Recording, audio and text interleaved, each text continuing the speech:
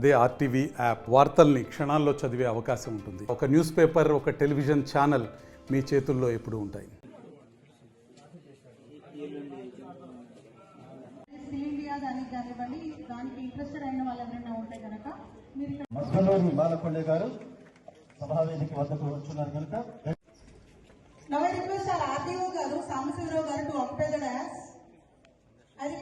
ఇప్పుడు చాలా మంది డౌట్ ఉంటూ వస్తుంది.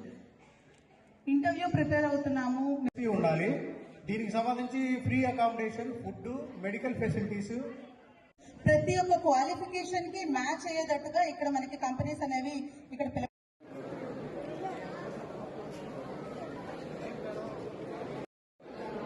అలాగే మరీ ముఖ్యంగా ఈ స్కిల్ డెవలప్మెంట్ ప్రోగ్రామ్ని ఆపరేట్ చేయడానికి వచ్చేసిన మాధవి గారు మరియు మిగిలినటువంటి పెద్దలు, అలాగే మా యొక్క కూటమి ప్రభుత్వం నాయకులు అందరికీ, మరి ముఖ్యంగా పాత్రికేయ మిత్రులకు నమస్కారం. ఇవాళ చీరాల్లో రెండోసారి మనం జాబ్ మేళా కండక్ట్ చేశాం. అయితే మొదటిసారి చేసిన జాబ్ మేళా కంటే కూడా ఈరోజు చేస్తున్న జాబ్ మేళాకు ఒక ప్రత్యేకత ఉంది. ఎవరైతే 10th క్లాసు, ఇంటర్మీడియట్ మధ్యలోనే డ్రాప్ అయిపోయినటువంటి వాళ్ళ దగ్గర మొదలుకొని మిగతా స్థాయిలో ఉన్న వాళ్ళందరినీ కూడా తీసుకొని వాళ్ళకి ఉపాధి కల్పించడానికి ఈనాడు ప్రభుత్వం ప్రయత్నం చేస్తుంది.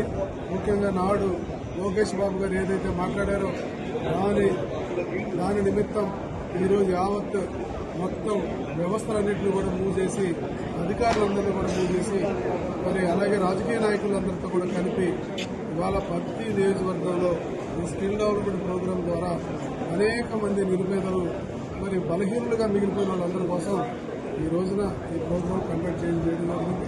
అది కూడా చీరాలలో జరగడం ఒక మా అందరికీ సంతోషం. ఈరోజు చీరాల అనేటువంటి నియోజకవర్గం ఒక పేద నియోజకవర్గం. ఇక్కడ ఎటువంటి ఉపాధి లేదు. ఉన్న ఒక ఐటీసీ కంపెనీ తప్ప మరి వేరే కంపెనీలు ఏం లేవు. మరి అలాగే ఈరోజు టూరిజం ప్రోత్సహిస్తాం.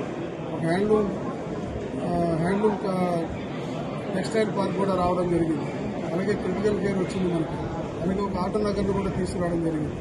ఆర్థిక సంవత్సరాలు ఆటో నగరు అభివృద్ధికి నోచుకోకుండా ఒక్కరు కూడా పూర్తితోనే ఉన్నది. మనం వచ్చిన తర్వాత ఆటో నగర్ తీసుకొచ్చాం. దాని ద్వారా కొంతమందికి ఉపాధి వస్తుంది. హ్యాండ్లూమ్ పార్క్ వల్ల కొంతమందికి ఉపాధి వస్తుంది. అలాగే టూరిజం ద్వారా కొంతమందికి ఉపాధి వస్తుంది. ఇలాంటివన్నీ ఉపాధితో పాటు రాష్ట్రంలోనూ దేశంలోనూ మిగతా అబ్రాడ్ లాంటి ప్రాంతాల్లో కూడా అవకాశాలు కల్పించాలన్నటువంటి ఒక సదుద్దేశంతో ఈ యొక్క కార్యక్రమాన్ని చేశారు.